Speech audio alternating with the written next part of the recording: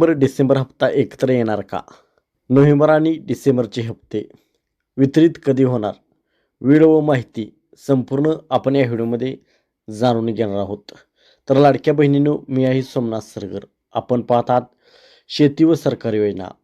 या चॅनलवरती लाडकी बहीण योजनेचे अपडेट्स आणि इतर सरकारी योजनेचे अपडेट्स आपण पाहत असतो. तर आपण चॅनलवरती नवीन असाल तर यूट्यूब चॅनल सबस्क्राईब करा. तर सर्व लाडक्या बहिणी आता नोव्हेंबर महिन्याची प्रतीक्षा करत आहेत. आता जवळजवळ डिसेंबर महिन्यात संपत आलेला आहे. तरीही लाडक्या बहिणींना नोव्हेंबरचा हप्ता जमा झालेला नाही. त्यामुळे लाडक्या बहिणी या संभ्रमात आहेत की हप्ता येणार का, काय होणार?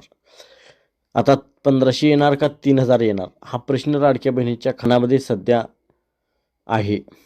लाडक्या बहिणींनो, नोव्हेंबर महिन्याच्या हप्त्यासाठी शासनाने GR ही मंजूर केलेला आहे. परंतु सध्या निवडणुका चालू असल्यामुळे नोव्हेंबर महिन्याचा हप्ता जमा झाला नाही.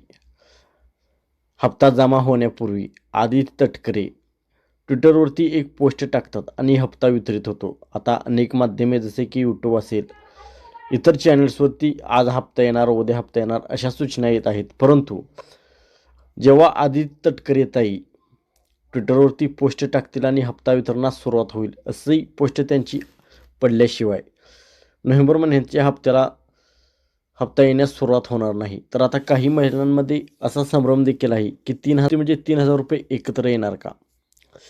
तर नोव्हेंबर महिनाचा हप्ता हा डिसेंबर महिन्यात संपत आलेला आहे आणि आता सध्या 21 तारखेला महानगरपालिकेचा निकाल होणार आहे. 20 तारखेला निवडणुका होणार आहे आणि 21 तारखेला निकाल होणार आहे. तर हा निकाल झाल्यानंतर दोन्ही महिन्याचा हप्ता एकत्र येऊ शकतो. कारण नोव्हेंबर महिन्याच्या हप्त्याला आता भरपूर वेळ झालेला आहे. आता नोव्हेंबर संपून डिसेंबर संपत आलेला आहे, तरी नोव्हेंबरचा हप्ता जमा झालेला नाही. तर असेही होऊ शकते की 3000 रुपये एकत्रही येऊ शकतात. परंतु त्याबद्दल अधिकृत घोषणा अजून झालेली नाही. तर फक्त नोव्हेंबर महिन्याच्या हप्त्याचाच शासनाने GR मंजूर केलेला आहे. 3000 रुपये येणार का फक्त नोव्हेंबर हप्ताच येणार हे अजून निश्चित झालेले नाही. तर नोव्हेंबर हप्त्याचा तर GR आलेला आहे.